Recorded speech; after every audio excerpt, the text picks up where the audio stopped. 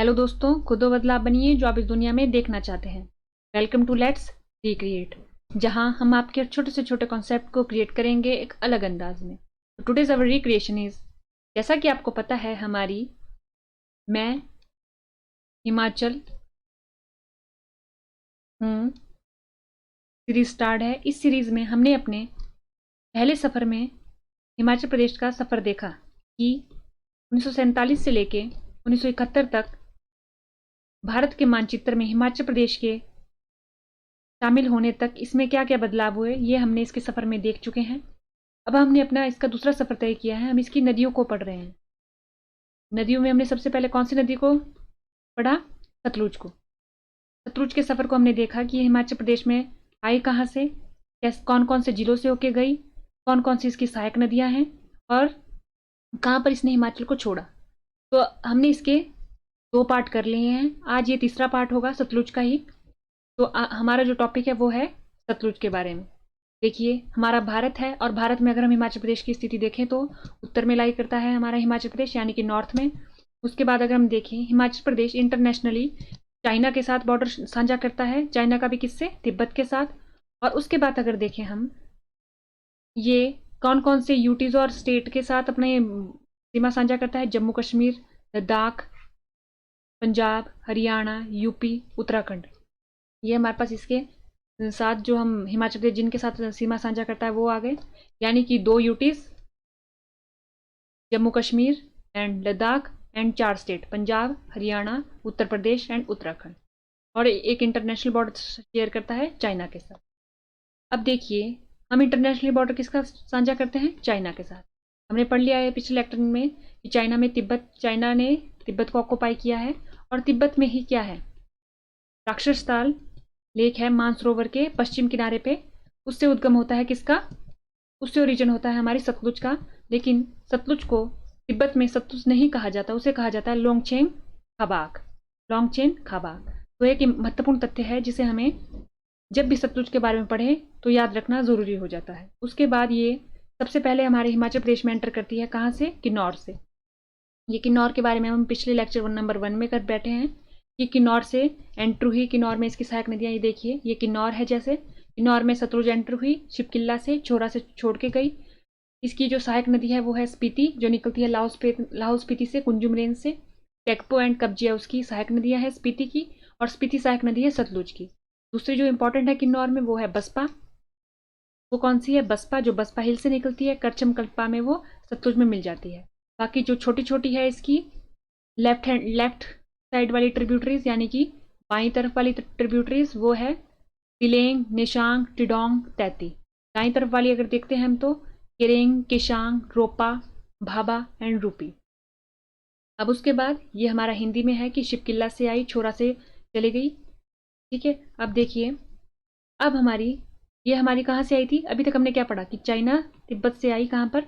Rakshastal lake से निकलते हुए ये लॉन्ग चेन खाबाग नाम से आई और शिपकिल्ला से सतलुज में एंटर करी। शिपकिल्ला से किन्नौर में एंटर करी, और किन्नौर में एंटर करी तो लाहौल स्पीति एक स्पीति नदी आई, और एक बसपा हिल से बसपा नदी आई।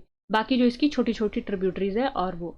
ठीक है, यहाँ तक अभी हमने पढ़ लिया। और ये छोड़ा कहाँ पर इसने? छोरा।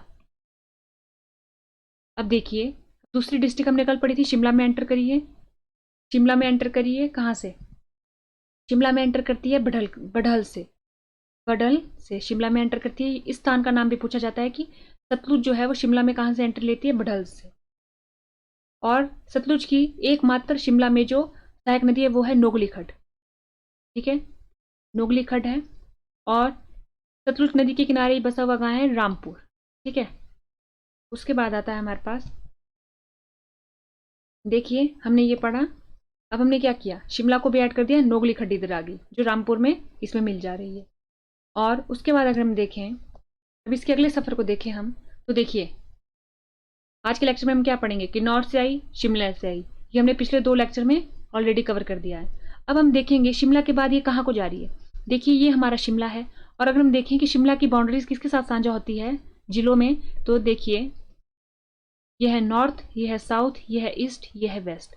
अगर हम देखें तो शिमला के उत्तर में कौन कौन से जिले हैं? एक है हमारा कुल्लू, एक है हमारा मंडी। इसके पश्चिम में कौन कौन से जिले हैं? सोलन एंड सिरमौर। इसके दक्षिण में क्या है? सिरमौर एंड उत्तराखंड किया जाता है। अब सतलुज कहाँ को जाएगी? शिमला में तो पहुंच गई थी, शिमला में इसमें क्या मिल गई? नोगली खड्ड मिल गई रामपुर में। ठीक है, यहाँ तक तो हमारी बात हो चुकी थी। अब उसके बाद जो सतलुज है वो कुल्लू और शिमला के साथ थोड़ी सी बाउंड्री में जाएगी उसकी, कुल्लू और शिमला की। उसके बाद वो शिमला और मंडी की सीमा से होते हुए, सोलन और मंडी की सीमा से होते हुए बिलासपुर में एंटर करेगी मंडी से। देखिए ये आई, सतलुज हमारी आई कहाँ से? राक्षसताल लेक से किन्नौर में, उसके बाद शिमला में, उसके बाद शिमला और कुल्लू की बाउंड्री से होते हुए, शिमला मंडी की बाउंड्री से होते हुए, सोलन मंडी की बाउंड्री से होते हुए अब ये एंटर करेगी हमारा बिलासपुर में। तब इसके बारे में अब क्या इंपॉर्टेंट बात रखनी जरूरी है कि मंडी से इसने कहाँ पर एंट्री ली और मंडी को छोड़ के कहाँ पर गई, और इसकी क्या कोई सहायक नदी है कुल्लू से? क्या कोई मंडी से सहायक नदी है? ये हमें देखना जरूरी हो जाता है। क्या सोलन से कोई सहायक नदी है? तो चलिए अब देखते हैं। देखिए अब हमने क्या लिया है, अब हमने किन्नौर वाली डिस्ट्रिक्ट छोड़ दी है क्योंकि वो हमने पिछले लेक्चर में कवर कर लिया। अब हम देखेंगे स्पेसिफिकली शिमला, कुल्लू, मंडी, हमीरपुर, उन्ना, बिलासपुर एंड सोलन। अब देखिए शिमला से आई, शिमला और कुल्लू के बॉर्डर से होते हुए, शिमला और मंडी के बॉर्डर से होते हुए, सोलन और मंडी के बॉर्डर से होते हुए ये बिलासपुर में अब एंट्री ले ली इसने, और फिर हमारे बिलासपुर को छोड़ के पंजाब में चली गई। ये इसका सफर हुआ। अब हमें जो इंपॉर्टेंट पॉइंट याद रखने हैं उन्हें देखते हैं। देखिए ये जब मंडी में एंटर करेगी तो कहाँ से करेगी? फिरनू गांव से, ये हमने कल देख लिया है। अब ये मंडी को छोड़ के जाएगी तो कसोल से छोड़ के जाएगी। कहाँ से? कसोल से। ये 2 पॉइंट याद हो गए अब हमें।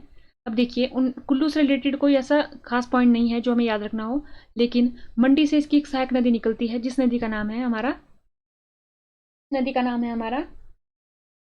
सीरखट। कौन सी खड? सीरखट। सीरखट, सीरखट जो इसकी सबसे बड़ी ट्रिब्यूटरी है सतलुज की, सीरखट। ये हो गया हमारे पास सीरखट। कहाँ से आती है? मंडी से आती है। मंडी से आई लेकिन हमीरपुर के वो भी टच करती हुई आती है, फिर ये बिलासपुर में एंटर करती है। ठीक है, और उसके बाद इसकी 2 और ट्रिब्यूटरीज है। एक आई शिमला के, शिमला हिल्स तारा देवी हिल्स से आती है एक नदी, गंबर खड आई, सोलन से होते हुए वो बिलासपुर को आएगी। दूसरी आती है जिसका ओरिजिन ही सोलन से होता है, वो है हमारी अलीखट। देखिए 3 खड हो गई, सीरखट, गंबर खड और अलीखट। अब चलिए देखते हैं। देखिए ये हो गई हमारी किन्नौर वाला, ये हमारा किन्नौर हो गया। अब इसे करने की हमें ज़रूरत नहीं है क्योंकि हमने ये बहुत बारी कर लिया है। ये किन्नौर वाला हो गया सारा। उसके बाद शिमला में एंटर कर रही है बडहल से, रामपुर में नोगली खड्ड मिल रही है। उसके बाद अब हम देखेंगे, ये देखिए ये हमारा शिमला है, ये हमारा शिमला ना, शिमला और मंडी और कुल्लू के साथ बॉर्डर बना रही थी पहले। ये देखिए शिमला कुल्लू के साथ सतलुज ने बॉर्डर के ऊपर चल रही है, फिर मंडी और शिमला के साथ चल रही है। वैसे ही आगे मूव करी तो शिमला और मंडी के बॉर्डर पे, देखिए शिमला और मंडी के बॉर्डर पे है। अब इसने सोलन और मंडी के साथ भी क्या रहा है? बॉर्डर बना रही है ये। अब उसके बाद ये बिलासपुर में एंटर कर रही है, कसोल में छोड़ के जा रही है मंडी को, उसके बाद बिलासपुर में एंटर कर रही है। ठीक है, अब देखिए शिमला हिल्स यानी कि तारा देवी हिल्स से इसमें एक नदी आ रही है, मतलब इसमें एक खड्ड आ रही है, खड्ड आ रही है, उसका नाम है गंबर खड्ड। इस खड्ड को याद रखना बहुत जरूरी है कि गंबर खड्ड आई शिमला से होते होते सोलन डिस्ट्रिक्ट से होते होते फिर ये बिलासपुर में गई। अब इसमें पॉइंट क्या याद रखने पड़ते हैं कि ये बिलासपुर और सोलन की कौन से जगह से बिलासपुर में एंटर करी? तो नेरी। इस जगह का नाम याद रखना जरूरी होता है कि जो गंबर खड्ड है, गंबर खड्ड पहले कहां पर गई? नेरी में। यह है हमारे पास सोलन और बिलासपुर के बॉर्डर पे। उसके बाद ये सतलुज में जाके मिली डंगरान में। कहां पर मिली? डंगरान में। ठीक है, डंगरान में। ये हो गया हमारे पास 2 गंबर खड्ड से रिलेटेड 2 पॉइंट, एक तो नेरी और एक डंगरान, GND। ठीक है, जो हम इकोनॉमिक्स में पढ़ते हैं GND। तो ये देखिए गंबर खड्ड, नेरी और डंगरान। उसके बाद आती है हमारे पास सोलन के अर्की से आई मांगू गांव से खड्ड, अली खड्ड।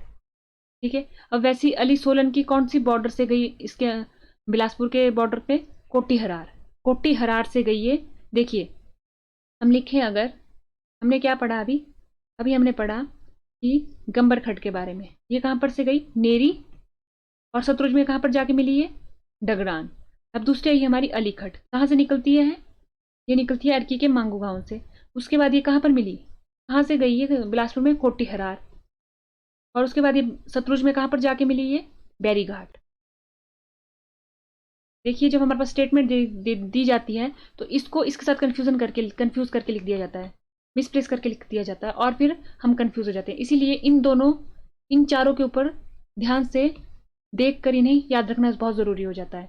ये हो गया इनके बारे में। अब उसके बाद आती है जो मंडी से आई हमारी सीरखट।